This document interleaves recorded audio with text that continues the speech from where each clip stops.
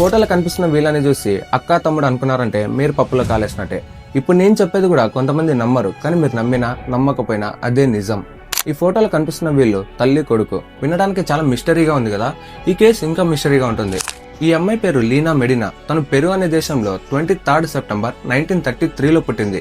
లీనాకి 5 ఏళ్ళు వచ్చాక తన కడుపు ముందుకు పెరుగుతూ వచ్చింది. వాళ్ళ పేరెంట్స్ లీనాని హాస్పిటల్లో చూస్తే ఫస్ట్ డాక్టర్స్ ఇదేదో డిసీజ్ అని చెప్పారు. ఆ తర్వాత చెకప్ చేసి తను ప్రెగ్నెంట్ అని చెప్పారు. తనకి 7 months వచ్చాక అంటే 14th May 1939లో తన కొడుకుకి జన్మనిచ్చింది.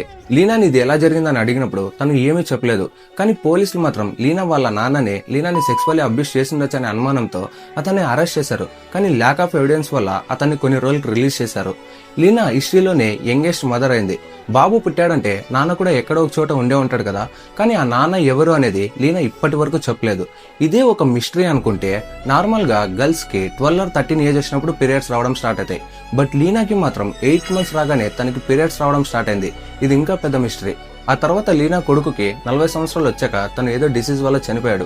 బట్ లీనా మాత్రం ఇప్పటికీ స్టిల్ అలైవ్. తనకి 92 సంవత్సరాలు. సో ఈ మిస్టీరియస్ కేసు మీకు ఎలా అనిపించిందో కమెంట్ చేయండి. ఇలాంటి కేసెస్ గురించి తెలుసుకోవాలనుకుంటే మన పేజ్ ని ఫాలో చేసుకోవడం మర్చిపోకండి.